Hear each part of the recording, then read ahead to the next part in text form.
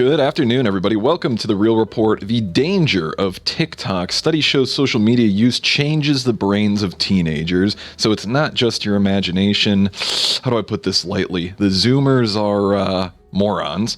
So now we have scientific research to back that up. A little bit different video than normal, but I always find these things to be interesting and try to broaden our horizons here. Now, a recent study by psychologists shows regular use of social media is linked to changes in the brains of teenagers. And, this is part of the decline of Western society right now. Everybody has turned into zero attention span, goldfish-brained drones who are simply looking for validation online for people who are either not real, aka bots liking their posts, or people that don't care about them. It's that whole metaphor, keeping up with the Joneses, buying things you don't want to impress people you don't like, which is obviously detrimental, especially to the youth. Now, China's TikTok, of course, is the main thing in the crosshairs today. Neuroscientists at the University of North Carolina did a study in school students aged 12 to 15, a period of rapid brain development.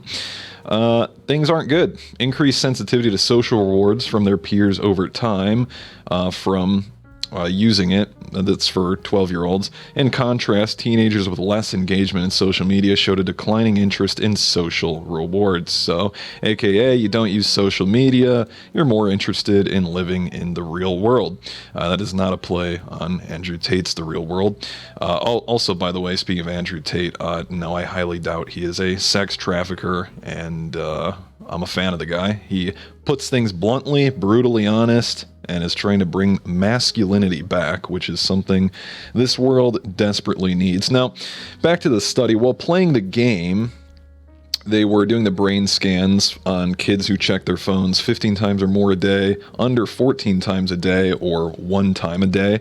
Now, the habitual social media users showed increased activation in 3 areas of the brain: the reward processing circuits, the brain regions that determine what stands out in the environment, and the prefrontal cortex, which helps with regulation and control. Now, teenagers who frequently check their social media feeds may become hypersensitive to feedback from their peers, according to Dr. Ava Telzer, an associate professor of psychology and neuroscience at the University of North Carolina and one of the authors of the study. However, whether these brain changes are beneficial or harmful is not yet clear, they said, but we already know the truth about that. My non-medical opinion, which, this is one of those times where you can use common sense and infer from things that you see in the day-to-day of the youth. It is obviously harmful. People are useless. They're staring at their phone all day long. They do nothing productive. They watch a bunch of trash online. They're doing these bullshit dances.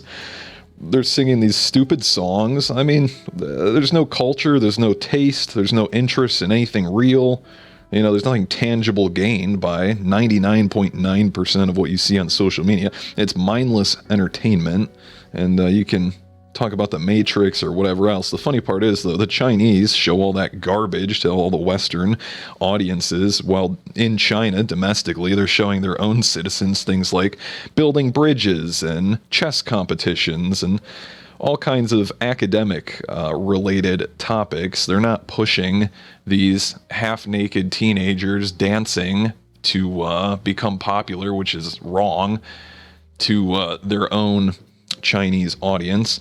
Now, teenagers, again, hopping back into the study, increased social sensitivity may lead to other issues such as, guess what, social anxiety and depression, which has become, of course, the flavor of not just the week, but the last few years. And especially with COVID, all it did was amplify everything. People were stuck inside even more, watching more of the trash, and spiraling out of control. It's not healthy. And of course, now everyone and their mother under 30 has anxiety, depression, blah, blah, blah. TikTok's algorithms are recommending self-harm and eating disorder content. That's a study they did. They shortly after joining the platform, they were posing as 13-year-old users interested in body image and mental health content. But the results showed that within just 2.5 minutes, specifically 2.6 minutes of joining the app, TikTok's algorithm began recommending suicidal content to the new accounts.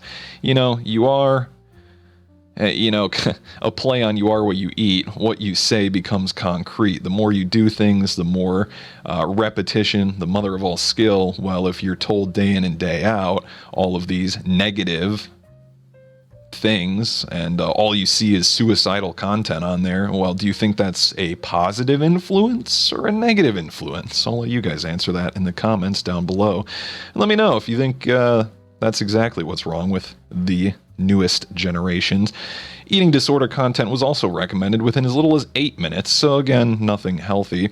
And of course, the only other thing you see on TikTok is popularizing dangerous trends or having kids post sexual content, which the only reason I bring that up is because obviously the whole pedophilia thing is absolutely disgusting.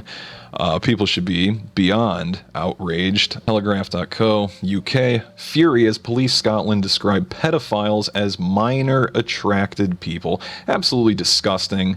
And if we don't put a stop to this, then I am afraid where we're going to be in the next, 2 years, let alone 5 or 10. So if you guys like this switch up on the content, leave a like, comment down below, and subscribe, and I'll see you guys in the next one.